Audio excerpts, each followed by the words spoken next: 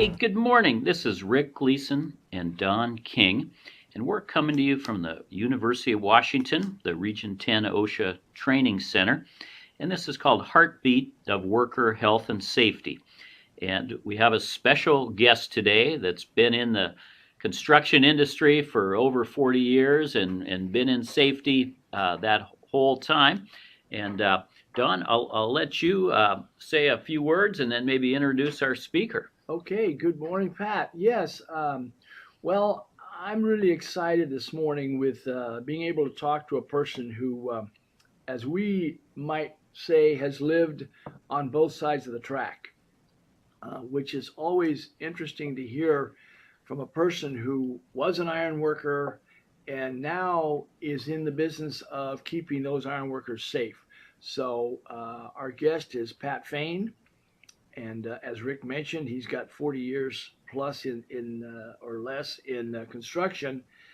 But Pat, why don't you kind of tell us about your journey as it took off when you were a young man in the industry? Well, thank you, Don. I want to say it's an honor to be a part of this. Hello, Rick. Don, I started out as a young iron worker in 1973. My brother had gotten into the iron workers about 6 months prior to me entering the trades. During that time, I saw a lot of injuries, saw a lot of people get hurt. But on June 28th, 1978, my whole world changed. My brother and his partner were killed on a construction site in downtown Seattle. After that time, and being quite honest and frank with you, did safety become a number one priority on my list? The answer is no. Was I more aware of it? Absolutely.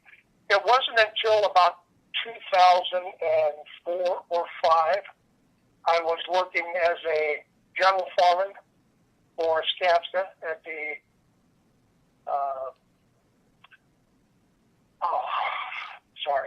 I'm trying to think of the name. I'm drawing a blank. But anyway, Lincoln Square was a project. My apologies.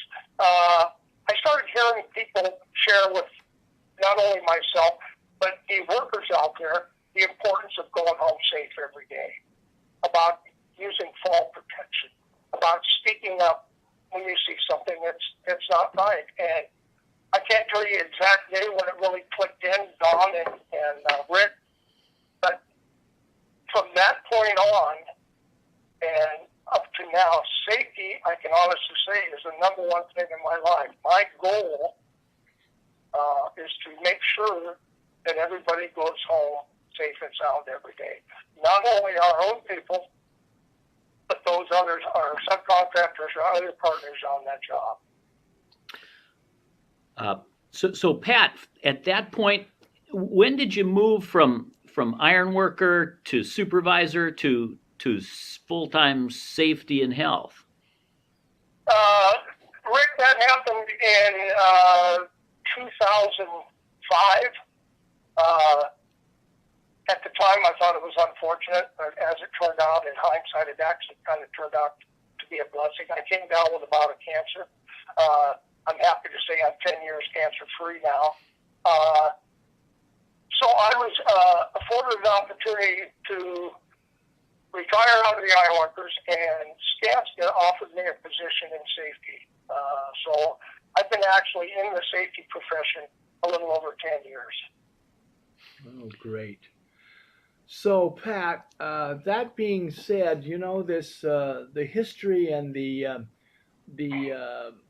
whole emphasis on safety as it has impacted the iron workers and their trade. Can you help us a little bit understand how we can best deal to influence them with this thing we call attitude? Yeah, Don, that's an excellent question. The old adage, I'm sure you've heard many, many times. Attitude is everything, right? So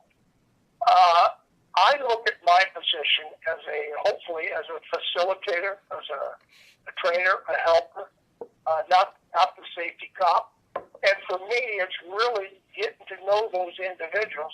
It starts with relationships. It's much easier for me, and I think for a lot of people out there, if you know something about somebody, their kids, their family life, where they go to church or whatever, it's much easier to talk to them with relationship to safety. It has to be on a personal level, Don. There has to be a connection there. And sometimes you have to use different strategies. Sometimes you have to be the bad guy. Sometimes you have to be the good guy. Sometimes you have to be the mentor. And at my age, sometimes you have to even be the father figure. But you've got to get something to draw their attention into it and help build that relationship. Boy, that's so true, Pat. And I think, we've heard the old adage, people don't care how much you know until they know how much you care. And so you're making that effort to see them, to talk to them, to know about them, to communicate with them. Hey, could you just take us back 40 years, compare iron workers today in 2015 and, in 1973 and the early 70s.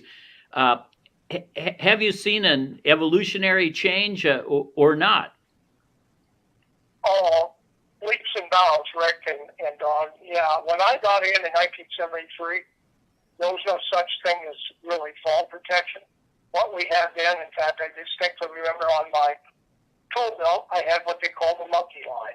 It was just a piece of rope tied up, and we were told, or I was told at times, not always on jobs, look, kid, if you're going to be there for any length of time, take a small, what they call a bridge clamp, and tie that monkey line off to that bridge clamp. But then, you fast forward, when I think we started fall protection in 1982, and that's been a process too. And I'm happy to say now, with the people that we have coming out of the trades for the iron workers, the apprentices, and a good example is a young fellow that we had at Good Samaritan Hospital about 4 or 5 years ago.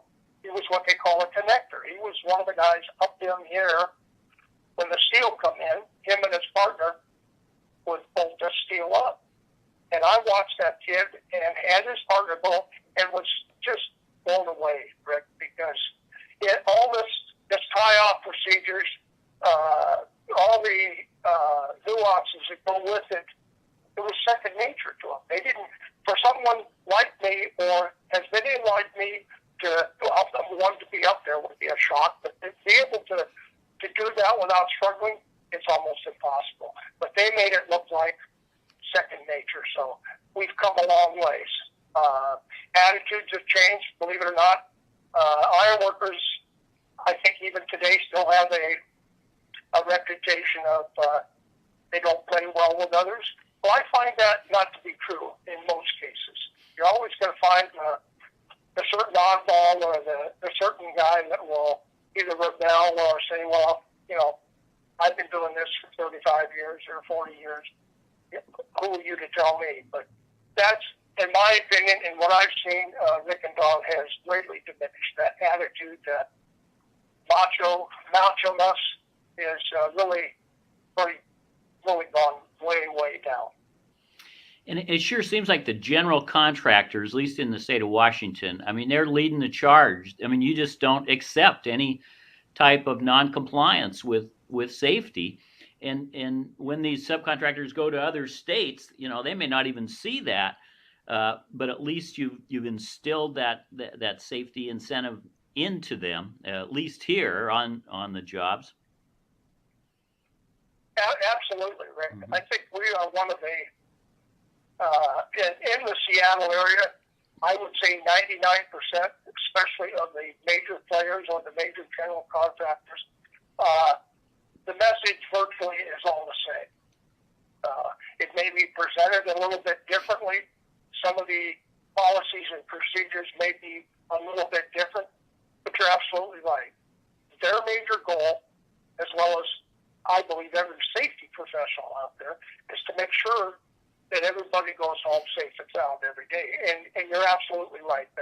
The tolerance level has been set there, is very low for people not complying with those policies, and rightly so. I know, and I share this in my orientations, Rick and Dawn.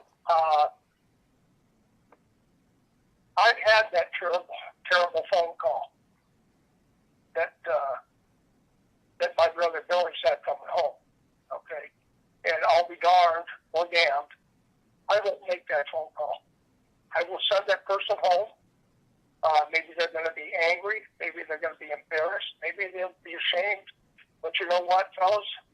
I'm going to wake up tomorrow, and I'll be able to look at myself in the mirror and say, I'm okay with what I see. Very good. Excellent stuff, Pat. So one more question. I believe that every person is salvageable. That's just my basic belief. And I think that if we would work harder as soon as we find an attitude, I think there's where we want to step back, take a deep breath, and say, I could do the easy thing, which is get rid of that person. But I would sure be sick if I got rid of him 2 days later. I read that he had gotten killed on another job site. So I think there's where the real work on our part comes in on making this relationship thing work and work right. Agreed, Don. And I think our unions have stepped up their efforts as far as training, and hopefully they're looking out for those situations and possibly either taking corrective measures or even maybe saying, you know what, maybe you're not cut out to do this. We spend a lot of time in training and mentoring and that sort of thing. But the reality of it is, what I've seen in the past, Don, there's some people out there, it doesn't matter how much you try, or I'm not saying give up on them, but I'm saying that is our time, because to me there has to be you have to draw a line in the sand. The person that continually repeats the same violations. You're spending a lot of time and effort on that person. But you're right. I mean, do we just cut them loose there? I don't know. But there should be some way of looking at each situation individually and making that choice. And I'm not saying it's easy. No. Everybody has a right to work on. So, yep. But it's something that definitely needs to be discussed and shared with others. Very good. Well, and I think the fact that the real message is pretty simple, that we've gotten it down to you will tie off or you won't work here. And that's really a nice basic thing to give them a choice. They now have made a choice, I will or I'm not going to. And then they made the choice themselves. Totally agree with you, Don. Yeah. I look at myself as like the old saying is, I'm just the messenger here. I present the information to them. But you're right, it's totally up to them. You have the choice. And if you wish not to abide or comply with those rules, then you have an option that maybe you should go somewhere where they may not have all these rules and policies. Yeah. So, Pat, we want to thank you so much for coming on the show today, and it's been very informative just to look back, 40 plus years, see where we were and see where we are now, and to even think about where we're going, which is in the right direction. So both Don and I thank you so much for being with us today. Again, it was my pleasure, gentlemen. Again, I feel blessed and honored. So, all right. Question for you, Rick. Yes, please. Where did the 40 years go? I don't know. I wondered that myself. It sure went fast. Wherever it went fast. Yeah. Well, all thanks, right, fellas. Yeah. I appreciate the conversation. You bet. And thank you for not asking me that question. All right. Okay, Don. All right. Take care, Pat. Take care, Pat. All right.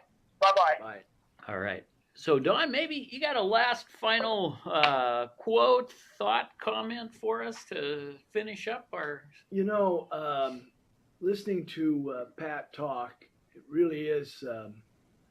It almost makes you tear up when you think about that. There he was working, and his brother, deceased. So, what I think is an appropriate saying for us today is, in everyone's life at some time, our inner flame goes out. It is then burst into flame by an encounter with another human being. We should all be thankful for those people who rekindle the inner spirit. Wow. And that's by a man who knows about that, Albert Schweitzer. Don, words of wisdom, absolutely. So we're coming to you today from the University of Washington, the continuing education section of the Department of Environmental and Occupational Health Sciences. And we want to thank you so much for being with us today. And just watch out for each other as if they were your own flesh and blood every day. We'll see you next time. Thanks so much. Aloha. Hands with danger, meet a guy you ought to know. I used to laugh at safety, now they call me Three-Finger Joe. I was young and feisty, never did things by the book. Just let me get my toolbox and I'll take myself a look. I climbed up on the dozer with my mechanic's pride. Said, you can keep it running, friend, while I poke around inside. Shake hands with danger, meet a guy you ought to know. I used to laugh at safety, now they call me Three-Finger Joe.